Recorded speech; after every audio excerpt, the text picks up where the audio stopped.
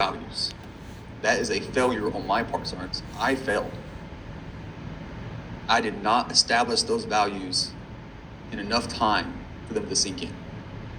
Right? 1-2 week trip to his back home, hanging out with his old associates, completely undid all the work I did in 2 months. Right? That is a failure on my part. And I accept that.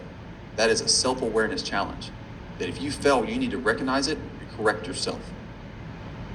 Because you got to understand, it's not just the youth. It's not, you can't say, well, it's just the youth of today and they're raising. Absolutely. But it's also your job to change it. We can't keep blaming it on the newer soldiers. We've got to instill these values, instill these morals, right? Instill our customs and courtesies on them. Sergeant Raber, what do you got? Sergeant, do you think that's always the case, that it's always partly your fault if you have a soldier that's just completely disrespectful and disregards Army ethics? I'm going to open everybody's eyes here. Your soldiers' mistakes are your mistakes. That doesn't matter. Your soldier gets a DUI. Who gets called in? You do. You do, Sergeant. Right? And you've got to accept that. I'm not scaring anybody away from this job, Sergeant. I want you all to succeed and be great leaders. I want you to understand what you're going to face. Okay? When it comes to the Army values, when it comes to ethics, and how we instill these professionalisms in our young soldiers today, right? I'm not talking to you like I'm trying to instill this to you. I want you to be able to take this and use it. I want you to take this and instill it on your soldiers. Okay? That is the goal. Because I can talk to you about values and ethics all day and hoping that you practice it. I don't want you just to practice it. I want you to be able to teach it. Okay? I want you to be able to put this into your soldiers to better mold the Army to be what we want it to be. Okay? And you're going to have to understand that is your job. Right? A lost cause is a failure somewhere on your part. Are there individuals, if that's what you're asking, that just nothing's worked, nothing helps, they're just too far gone? Maybe. I'm not going to give that a definite yes. But do we have systems in place to remove that cancer from our Army?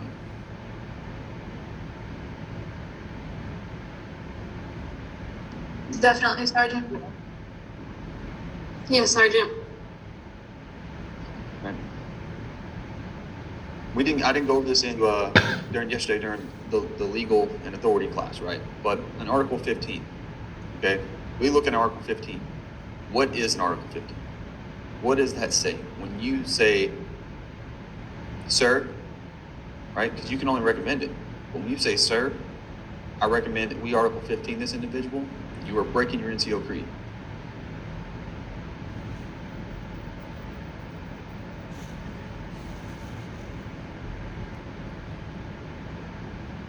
How? How are you breaking?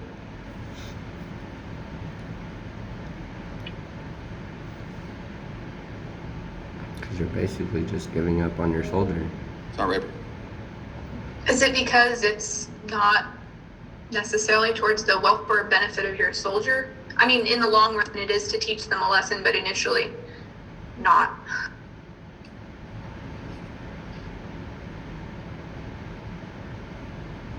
Right. We're going to look at the third stanza, right? Officers in my unit will have maximum time to accomplish their duties. They will not have to accomplish mine. When you look at an officer and you say, hey, sir, I think we should Article 15 this individual for these reasons, you're saying, hey, sir, I can't do my job. Will you do it for me? I cannot train this soldier. I cannot discipline this soldier. I cannot get him to act right. I need you to do it for me.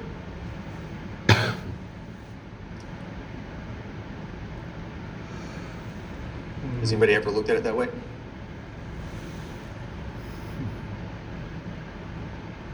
I haven't, Sergeant. That's the first time I've heard it put that way. It makes sense, Sergeant. Those NCOs whose first instinct when a soldier does something wrong is an immediate Article 15 are doing unjustly for that soldier and themselves. They're not giving themselves the opportunity to develop as a better leader. Every challenge that you're going to come across with a soldier is an opportunity for you to develop yourself as a leader. Whether it be more competent in what the situation is, or decision making, problem solving, it's all an opportunity to learn. We should only save going to the commander or Article 15s for legal matters as a last resort, just as we would with ROE, right? As a last resort. My last resort was when that soldier put his hands on me, right? The moment he disrespects me and does not respect me enough to stand at parade rest, right, is the moment I have failed at my job. Now I know you're saying, sorry, why didn't you just make him do some push-ups or do an essay? Oh, believe me, we tried that. And he just said no, he wouldn't do it. And counseling packs is 4 inches thick. There's only so much you can do, okay? At that point, I had to say, sir, I can't do my job. This guy is not allowing me to do my job. I need your help. And they had no problem because I waited until the last resort to do it. So we had so much that we could have buried him underneath Leonard Wood, right? That's how long we wait. Does that kind of answer your question, Sergeant Rayburn? It does. Thank you, Sergeant. Right. Think about all the times you think your parents wanted to give up, but didn't. Your soldiers are essentially your children, right? They're younger. They don't have very many life skills these days, okay? You got to establish these. And you have soldiers that come in, they don't know how to do the simplest tasks. Right? Hey, Sergeant, how do I get my license plate? I just bought a car. What do you mean? Right? Things that we see as mundane that are common sense to us aren't exactly there for them. Go pick it up from the dealer, man. Okay? Bought it from the dealer, pick it up from the dealer. They send it to the court, the county clerk, go to the county clerk. You gotta go to the tax office, right? How do you change your oil? How do I change a tire? Small things in life that we take for granted knowing, right? Even if you have AAA, right? You should probably still know how to do it. You're in the middle of nowhere, it's gonna take 6 hours for AAA to get to you. I ain't standing on the road for 6 hours, guaranteed, right?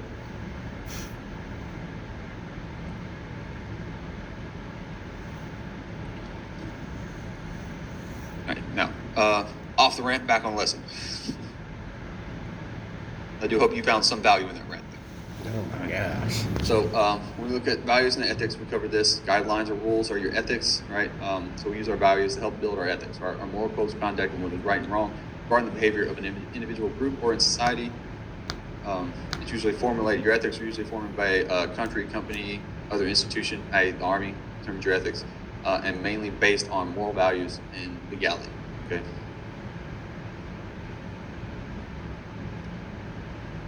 All right, so for your consideration, right? There are 4 personal characteristics that influence people into suspending their ethical standards.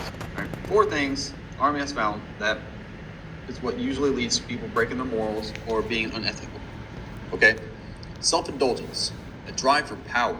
Okay? We've seen that many times. Someone who's willing to do whatever it takes to get on top. Right? The dime droppers, the ones who are driving the bus, not just throwing you under, but driving the bus, right? Self-indulgence. Self-protection, right? In order to avoid conflict or fear of confrontation, they may take the moral low ground. And those are the ones that we were talking about earlier. The ones who do not want to be extradited from the platoon, the one that don't want to be seen as the person who reports everything, right? So they're protecting themselves. So they're staying on the moral low ground because they don't want to be, they don't want to cause that confrontation. What we see today in society, self-righteousness, possessing a sense of superiority or conceit, a smugness that drives one to do whatever it takes to ensure a decision is implemented. Do we see that going on right now?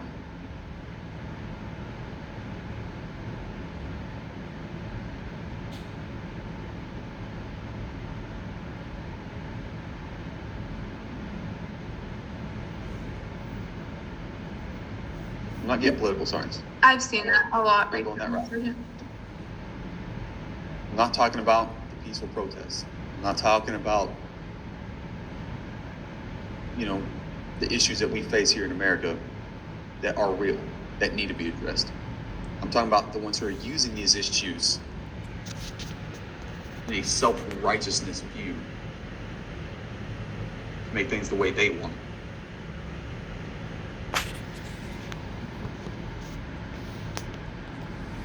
Right? And then, of course, self-deception. Deceiving oneself into believing that their boss's decision warrants total support. All right? That is the yes men.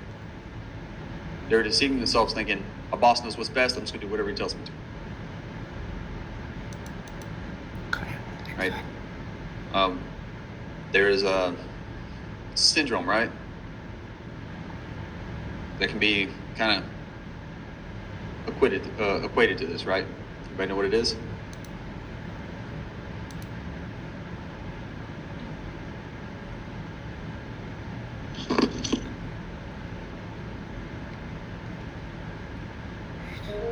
Thornburg. Narcissist. Not quite. Not quite. The person, this boss is probably a narcissist, absolutely, right? But the people who follow them with total support, almost like a cult following, right? They can do no wrong. They put him on a pedestal. They see him as a deity.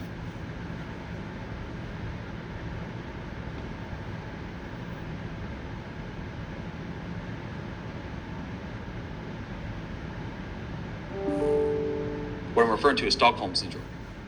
Ever heard of Stockholm Syndrome before? Yes, sir. Yes. Yes, sir. Yes, sir. I know it's a loose interpretation to apply to this. I'm tracking. So some of you are like, well, it doesn't quite. It's a loose interpretation, right? But when you see that boss and you think everything they're doing is right and it's the best for you, and you put them on the pedestal, you're taking that person that you initially maybe did not see as right, just as a kidnapper in the Stockholm case, right?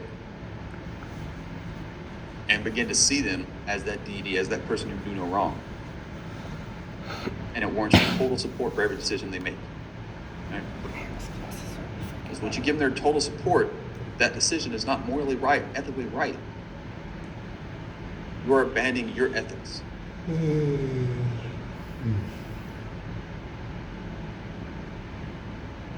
Right? We all understand trust is the most fragile thing that we have. Trust and respect. You break my trust, right? It's easy to break trust. It's one of the hardest things to ever get back. Everybody agree with that? Yes, sir. Yes, Sergeant. Yes, Sergeant. Yes, Sergeant. When we break the trust of the American people, what do we do? Pin them against the sergeant. Exactly. And them against us. Right? It is so hard for us to earn that trust back from the American people. And we're not talking about the Army as a whole breaking the trust. It only takes individuals to break the trust. The Fort Hood situations that are going on right now. How do you think the American people see the Army? They think that's going on and is that big of a conspiracy, whatever they want to play it as in the mainstream media that's going on today, and that's installation. How do they think the rest of the Army looks? Bad. I think it looks pretty bad that we hide a lot of things. Right? Not right. They, some people can tend to just think that that's the way it is on every single base, that everyone is covering up something, whether it be a similar situation or other things. Exactly. Now, does that mean it's not happening in their own profession, their own jobs? You think doctors cover up stuff? They do all the time. There's more counts of malpractice than there are of any murder system that we have. More people die from malpractice every year than guns, than alcohol, than vehicle incidents. Ain't nobody shaming doctors because they see the value that they need the doctors for. You've got to make yourself invaluable. You've got to make this organization invaluable to the American people. And the best way to do that is to gain and maintain their trust. It is essential to reinforcing that trust to perform our duty every day. Right? And the way to do that is with our values and our ethics. Make ethical decisions. Right? Make the hard right over the easy wrong.